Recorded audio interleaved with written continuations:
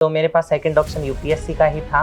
12 के साथ थोड़ा सा मुश्किल होती है बच्चों को, क्योंकि बोर्ड्स को भी साथ के साथ मैनेज करना होता है। सिखावाटे के अंदर सबसे अच्छा रिजल्ट गुरु कृपा करियर इंस्टीट्यूट से ही था। समर्थ के अंदर बहुत अच्छे वैरायटी के क्वेश्चंस हैं। बाद में हमारी पढ़ाई के अंदर हम इतने बिजी हो जाते हैं कि हमें हमारे घर की याद कम आने लग जाती है। नमस्कार, गुरु कृपा करियर इंस्टीट्यूट के इस टॉपर्स इंटरव्यू सीरीज में आप सभी का एक बार फिर स्वागत है और मैं हूं विभा चौधरी। इस वक्त मेरे साथ एक और गुरु कृपा का टॉपर मौजूद है जिन्होंने 221वीं रैंक प्राप्त की है। नाम है विश्वराज सिंह। तो चलिए इनसे जानते हैं कि इनकी नीट की जर्नी की शुरुआत कैसे हुई। तो सबसे पहले तो विश्वराज, बहुत बहुत बधाई हो आपको। Thank you ma'am. आपका गुरु कृपा में कैसे आना हुआ? मैंने क्लास 10th करने के बाद में थोड़ा कन्फ्यूजन में था कि मैं कौन सा सब्जेक्ट चूज़ करूं। फिर मैंने अपने पेरेंट्स से गाइडेंस ली, अपने मामा जी से गाइडेंस ली और मैंने बायो स्ट्रीम को चूज़ किया। और सिक्कर नज़दीक था, सिक्कर मेरा खुद का डिस्ट्रिक्ट था, इसलिए मैंने सिक्कर के अंदर गुरु कृपा करियर इंस्टीट्यूट को चूज़ किया। मैं 2023 के अंदर गुरु कृपा के अंदर आया था और मैंने 11th और 12th क्लास में गुरु कृपा के अंदर फाउंडेशन किया और नीट 2025 का फर्स्ट अटैम्प्ट क्लास 12 के साथ पेपर को मैंने क्रैक किया। तो जैसा कि सीकर के अंदर और भी बहुत सारी कोचिंग्स हैं, लेकिन फिर भी गुरु कृपा ही क्यों? मेन था इसका रिजल्ट। गुरु कृपा का पिछले कुछ सालों से काफ़ी अच्छा रिजल्ट आ रहा था। सिखावाटे के अंदर सबसे अच्छा रिजल्ट गुरु कृपा करियर इंस्टीट्यूट से ही था, तो मैंने गुरु कृपा को ही चुना बाकी कोचिंग इंस्टीट्यूट के कंपैरिजन में। तो आप जब गुरु कृपा आए तब क्या क्या एक्सपेक्टेशंस लेकर आए थे और क्या वो फुलफिल हो पाई? मैं जब सिक्कर आया था तो मेरा खुद का डिस्ट्रिक्ट था सिक्कर, बट मैं सिक्कर खुद पहली बार आया था, तो मुझे नहीं पता था सिक्कर इतना बड़ा एजुकेशन हब है। यहाँ पर इतनी अच्छी तैयारियाँ होती है, बाहर से लोग आते हैं और अपने ड्रीम को फुलफ़िल करने के लिए यहाँ पर मेहनत करते हैं। मैं जब सिक्कर आया था तो मेरे को ज़्यादा नहीं पता था कि यहाँ पर किस तरीके से प्रिपरेशंस होती हैं, किस तरीके से क्लासेस होती हैं, कैसे टेस्ट लगते हैं। जब मेरी पहली क्लास थी तब मुझे पता चला कि किस तरीके से पेपर्स होते हैं। 720 मार्क्स का पेपर होता है, उसके अंदर -1 मार्किंग स्कीम होती है और कितना केमिस्ट्री का पोर्शन होता है, कितना फिजिक्स का और कितना बायोलॉजी का। स्टार्टिंग से मैंने यही सोचा था कि मुझे अपना बेस्ट देना, अपना 100% देना है, फिर चाहे पेपर कैसा भी आए। और इस बार पेपर थोड़ा टफ भी था, तो एक्सपेक्टेशंस तो बिल्कुल गुरु कृपा ने मेरी पूरी करी ही। जब आपने पहली क्लास ली और तब से लेकर 2 साल आप यहाँ पढ़े हैं, तो मैं आपसे ये जानना चाहती हूँ कि अगर कोई बच्चा क्लासरूम में आता है तो वो कौन कौन सी गलतियाँ करता है और उसे वो गलतियाँ नहीं करनी चाहिए? जब एक बच्चा क्लास 10th के बाद में क्लास 11 के अंदर आता है तो बहुत सारी प्रॉब्लम्स भी उसे फेस करनी पड़ती है, क्योंकि वो अपने घर से हॉस्टल्स में आता है। तो होम सिकनेस भी एक बहुत बड़ा कारण बन जाती है उनके लो स्कोर का, उनके अच्छा परफॉर्म ना करने का। बट ये सारी टेम्पररी चीज़ें होती हैं, इन सब चीज़ों से प्रॉब्लम होती है हमें स्टार्टिंग के अंदर, बट बाद में हमारी पढ़ाई के अंदर हम इतने बिजी हो जाते हैं कि हमें हमारे घर की याद कम आने लग जाती है। स्टार्टिंग में हमें बहुत दिक्कतें होती हैं जी, पर बाद में हमें मेन फोकस करना होता है अपने परमानेंट रिजल्ट्स पर, ना कि टेम्पररी रिजल्ट्स पर। तो हमारा मेन परमानेंट रिजल्ट निकालने का मुद्दा है वो है हमारा नीट, जो हमें पूरा करना है। और डिस्ट्रैक्शंस भी होते हैं बच्चों को, क्लास 10 से 11th में आते हैं तो अपने पेरेंट्स से बिल्कुल फ्री हो जाते हैं, तो डिस्ट्रैक्शंस भी होती हैं, बट ऑफ कोर्स वो हमें खुद पर कंट्रोल करनी होगी। क्या आपको भी डिस्ट्रैक्शन की प्रॉब्लम हुई थी जब आप यहाँ आए थे तब? सिक्कर में जब आया था तो मेरे पास इतने डिस्ट्रैक्शंस नहीं थे। मेरे पास खुद का कोई मोबाइल नहीं था, मेरे पास छोटा कीपैड का मोबाइल था। हाँ, 12th क्लास के अंदर मेरे पास मोबाइल था, तो मैं थोड़ा बहुत डिस्ट्रैक्शंस में आ गया था, मैं थोड़ा बहुत फ़ोन देख लेता था। बट मैंने अपनी डिस्ट्रैक्शंस को पता लगाया कि ये थोड़ी सी मेरे लिए बेनिफिशियल नहीं है, तो मैंने एक टाइम लिमिट सेट करी कि मुझे बस इस दौरान थोड़ा सा मोबाइल देखना है। बाकी डिस्ट्रैक्शंस का कोई खास मेरी लाइफ के अंदर हुई है। कभी क्लास के अंदर जो टेस्ट होते हैं उनमें मार्क्स कम आए थे? हाँ, कम मार्क्स बिल्कुल। हमारे इतने टेस्ट होते हैं तो हर बार अच्छा परफॉर्मेंस ही आए ऐसा कोई ज़रूरी नहीं है। पेपर के अंदर थोड़े कम मार्क्स आते हैं तो थोड़ा बुरा भी लगता है, बट जो गलतियाँ करी हैं उनको हमें सुधारना है, उनसे हमें सीख कर कोशिश करनी है कि वो गलतियाँ आगे ना हो। और बिल्कुल भी ये नहीं सोचना कि इस बार तो मेरे कम नंबर आ गए तो क्या ही मतलब हुआ पढ़ाई करने से, ऐसा नहीं करना है हमें अपने वीक टॉपिक्स को एनालाइज करना है, उनको अच्छे से और डिटेल में पढ़ना है ताकि वो हमारे स्ट्रॉन्ग पॉइंट्स बन जाए। तो जब मार्क्स कम आते हैं उस दौरान आपको आपके टीचर्स, आपके मेंटर्स और आपके पेरेंट्स किस तरह से सपोर्ट करते हैं या उन्हें किस तरह से सपोर्ट करना चाहिए आपको लगता है? मेरे जो टीचर्स थे क्लास 11 के अंदर, उन सब से मेरा काफ़ी अच्छा इंटरेक्शन था, तो वो हमेशा मेरे स्कोर के बारे में पूछते थे कि मेरा क्या स्कोर चल रहा है हर माइनर के अंदर, हर गोट्स के अंदर, हर आरटीएस के अंदर। तो वो मुझे हमेशा गाइडेंस देते थे कि किस तरीके से मुझे पढ़ना चाहिए, किस तरीके से मेरा और अच्छा इम्प्रूवमेंट हो सकता है। और मेरे पेरेंट्स का तो बहुत बड़ा रोल है मेरी इस जर्नी के अंदर। उन्होंने मुझे हमेशा मोटिवेट किया है, चाहे नंबर अच्छे आए हों चाहे कम आए हों। उन्होंने कभी भी मुझ पर प्रेशर बिल्ड नहीं किया कि तुम्हें अच्छा ही करना है, तुम्हारे नंबर कम क्यों आ रहे हैं। नंबर कम आने पर वो मुझे मोटिवेट ही करते थे कि इस बार अगर कम आ गए तो कोई नहीं, अगली बार अच्छा हो जाएगा, बस मुझे अपने वीक पॉइंट्स पर अच्छे से काम करना होगा। जैसा कि आपने बताया कि GCI में कई तरह से टेस्ट लगते हैं, जैसे RTS, DTS, GOATS, तो ये आपकी जो कोचिंग लाइफ थी उसमें नीट की प्रिपरेशन के दौरान कितने ज़रूरी होते हैं? टेस्ट्स का बहुत बड़ा रोल होता है, क्योंकि टेस्ट के अंदर हमें वो इन्वायरमेंट मिलता है जो एग्ज़ाम हॉल के अंदर क्रिएट होता है।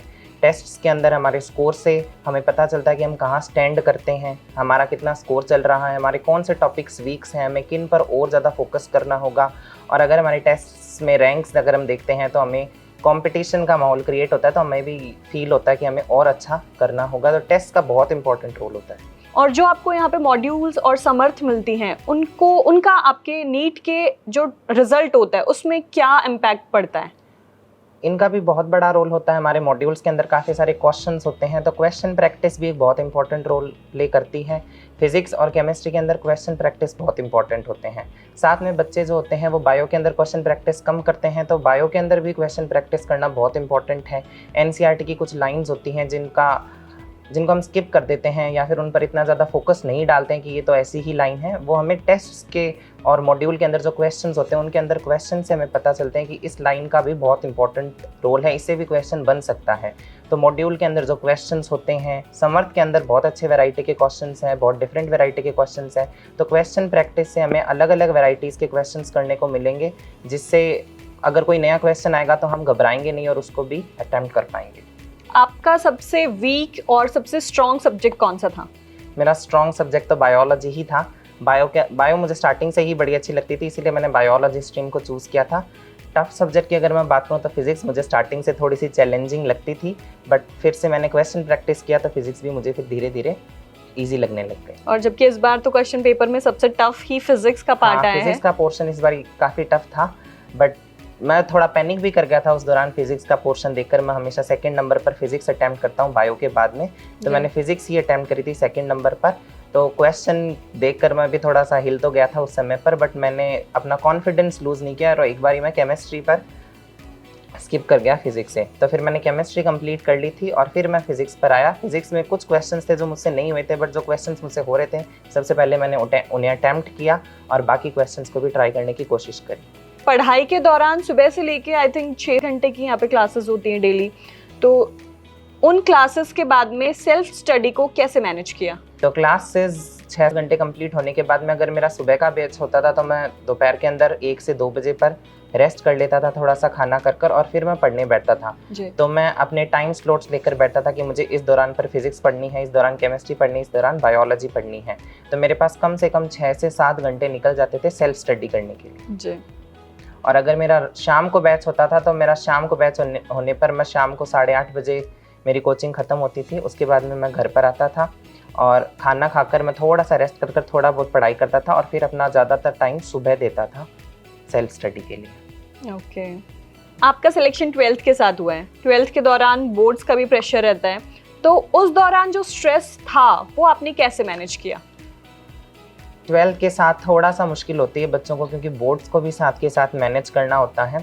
मैंने बोर्ड्स को भी अच्छे से मैनेज कर लिया था, क्योंकि फिजिक्स केमिस्ट्री बायोलॉजी काफ़ी अच्छे से हमारे टीचर्स ने पढ़ाई थी और बोर्ड्स का सब्जेक्ट सेम होते हैं फिजिक्स केमिस्ट्री बायोलॉजी। थोड़ा सा मुझे फिजिकल एजुकेशन और इंग्लिश पर फोकस करना था, तो मैंने लास्ट के 2 मंथ्स के अंदर इन पर फोकस किया था। एज सच मैंने कोई स्टार्टिंग से फिजिक्स और इंग्लिश और फिजिकल एजुकेशन के लिए कोई प्रैक्टिस नहीं करी थी। मैंने लास्ट के 2 मंथ के अंदर ही इन दोनों सब्जेक्ट्स को कंप्लीट किया था। हाँ, थोड़ा बर्डन बच्चों पर आता है, क्योंकि उसी दौरान उन्हें फिजिक्स केमिस्ट्री इन सब्जेक्ट्स को भी प्रिपेयर करना होता है, नीट के सब्जेक्ट्स को भी, साथ में बोर्ड्स को भी प्रिपेयर करना होता है, बोर्ड्स के प्रैक्टिकल्स को भी प्रिपेयर करना होता है, तो थोड़ा लोड होता है, बट मैंने उन्हें मैनेज कर लिया था समहाउ। डॉक्टर बनने का सपना किसका था?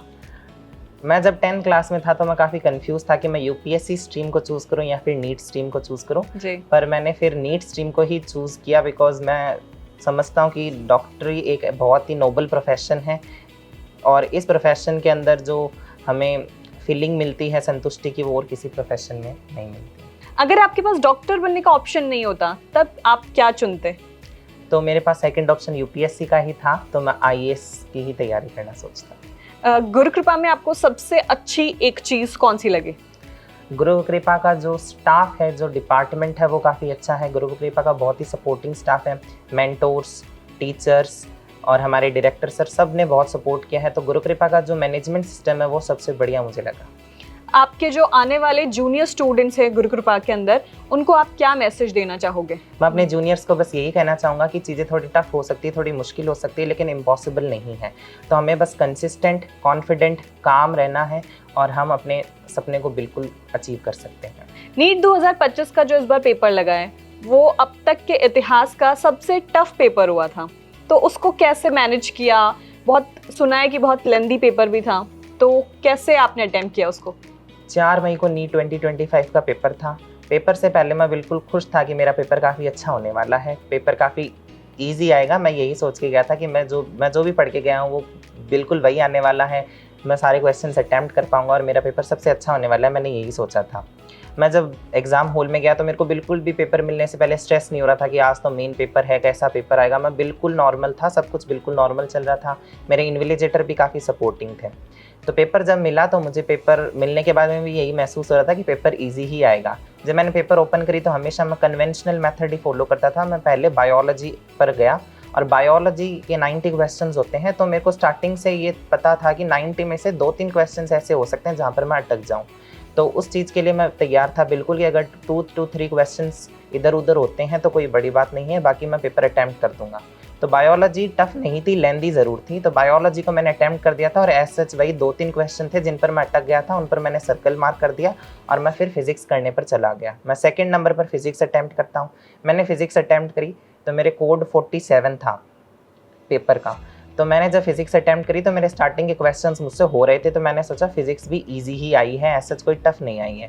तो फिजिक्स के जब मैं क्वेश्चंस कराता तो मेरे क्वेश्चंस बन रहे थे, लेकिन उनको क्वेश्चंस को करने में टाइम ज़्यादा लग रहा था। फिर मैं जैसे जैसे आगे बढ़ा तो कुछ चैलेंजिंग क्वेश्चंस आए, मुझे पता चला फिजिक्स का पेपर थोड़ा टफ आया है, तो मैंने फिजिक्स को छोड़कर केमिस्ट्री पर चला गया। केमिस्ट्री जब मैंने करी तो केमिस्ट्री भी मुझे ऐसा कोई टफ नहीं लगी थी, केमिस्ट्री भी थोड़ी सी लेंदी लगी थी। पिछले ईयर्स के कंपैरिजन में पीवाईक्यूज जो मैंने किए थे उससे मुझे पता चला था कि इस साल का पेपर बायो का, फिजिक्स का और केमिस्ट्री का तीनों ही थोड़ा सा टफ आया है। ऐसा पेपर पिछले 2-3 सालों में तो नहीं आया था। फिर केमिस्ट्री के अंदर भी 2-3 क्वेश्चंस थे जो मुझसे नहीं हो रहे थे, उन क्वेश्चंस को भी मैंने होल्ड पर रखा और फिर मैं फिजिक्स करने पर चला गया। फिजिक्स के फिर से मैंने क्वेश्चंस वो ढूंढ के किए जो मुझसे हो पा रहे थे। स्ट्रेस भी हो रहा था थोड़ा थोड़ा कि पेपर तो टफ आया है, पेपर मुझसे हो नहीं रहा है, कैसा पेपर होगा, कहीं मेरा पेपर छूट ना जाए। फिर मेरा जितना पेपर हुआ था मैंने OMR फिल कर दी उसकी, और फिर मैं जैसे जैसे समय बीत रहा था मेरी धड़कन भी थोड़ी तेज़ हो रही थी कि अब तो इतना ही टाइम रहा है, मेरे क्वेश्चंस तो रह गए हैं।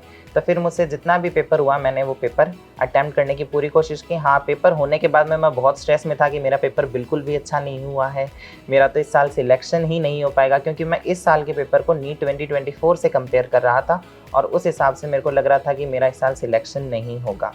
फिर मैं घर आया तो घर आकर भी मैं काफ़ी टेंस था, काफ़ी मोरल डाउन था मेरा, और यही सोच रहा था कि मेरा सिलेक्शन तो होगा ही नहीं इस साल, मेरा पेपर इतना ख़राब हो गया, मेरी कहाँ गलती रह गई।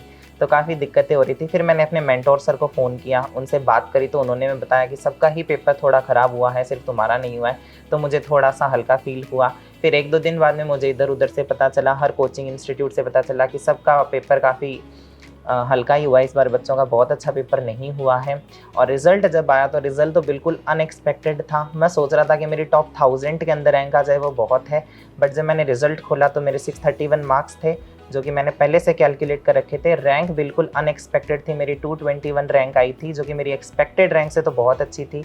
तो मैं और मेरी फैमिली बहुत खुश थे। तो नीट का जो पेपर था उसने तो सच में रुलाया था, बट नीट के रिज़ल्ट ने बिल्कुल हंसाया।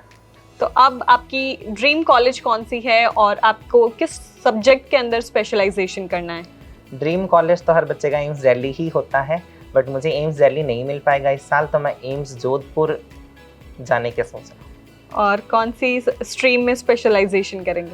अभी तो मैंने न्यूरोलॉजिस्ट का ही सोच रखा है कि मैं न्यूरोलॉजिस्ट के अंदर स्पेशलिस्ट बनूंगा। ठीक है, थैंक यू सो मच।